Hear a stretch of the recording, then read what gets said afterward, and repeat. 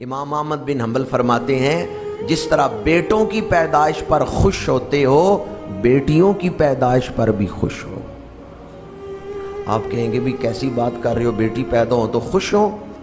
میں یہ سمجھتا ہوں جس دل میں ایمان ہے، جس دل میں فکر آخرت ہے، جس دل میں سنت رسول سے محبت ہے، وہ بیٹیوں کی پیدائش پہ بھی خوش ہوتے، وہ بیٹیوں کی پیدائش پہ غم زدہ نہیں ہو جاتے، وہ بیٹیوں کی پیدائش پہ بھی خوش۔ بیٹے اگر دنیا کے لیے نفع بخش ہیں کہ بڑھاپے کا سہارا ہیں، تو بیٹیاں قیامت کے دن کا سہارا ہیں۔ میرے آقا کریم نے فرمایا جس کو 3 بیٹیاں دی گئیں اس نے ان کے حقوق ادا کیے، یہ بچیوں کے ساتھ اس نے سلوک اسے جنت میں لے جائے گا۔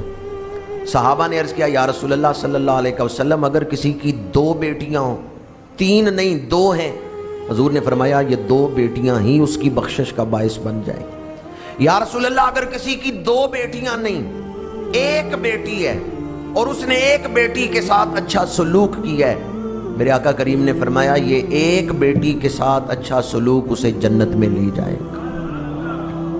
اور بڑی مشہور حدیث پاک ہے، آپ نے اکثر سنی ہوگی، میرے آقا کریم نے فرمایا جو بچیوں کی آزمائش میں ڈالا گیا اور اس نے ان کے ساتھ اچھا سلوک کیا، قیامت کے دن وہ میرے اتنا قریب ہوگا جس طرح میرے ہاتھ کی یہ 2 انگلیاں ایک دوسرے کے ساتھ ملی ہوئی۔ دما اصابعہ، پھر حضور نے اپنی انگلیوں کو ملا کے دکھایا کہ جس طرح یہ انگلیاں ایک دوسرے کے قریب ہیں، اس طرح بیٹیوں کے ساتھ اچھا سلوک کرنے والا قیامت کے دن میرے قرب کے لائق ہے، وہ میرے قریب ہوگا۔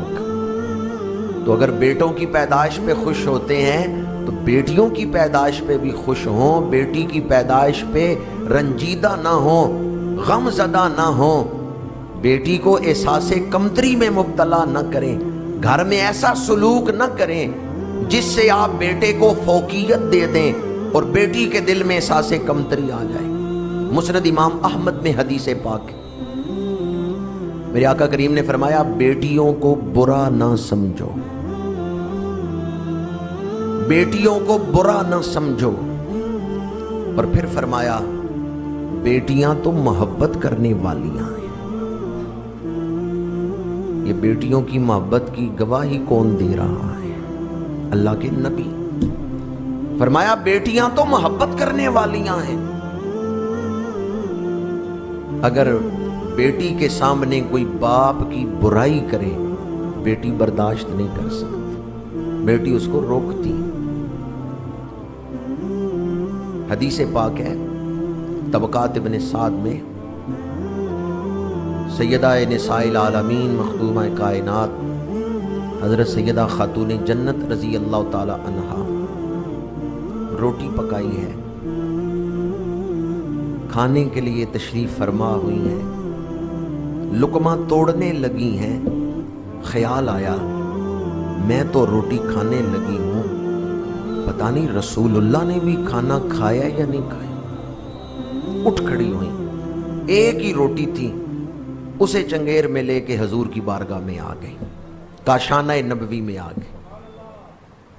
میرے آقا کریم نے پوچھا بیٹی کدھر آئی ہو؟ یا رسول اللہ میں کھانا کھانے بیٹھی تھی تو خیال آیا کہ پتہ نہیں آپ نے کھانا کھایا یا نہیں، حضور میں یہ روٹی آپ کے لیے لے کے آئی۔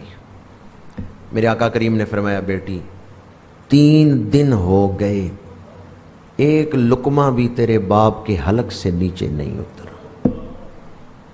سیدہ نساء العالمین روٹی حضور کی بارگاہ میں پیش کر رہی ہیں، حضور بھی تناول فرماتے ہیں اور سیدہ بھی تناول فرما۔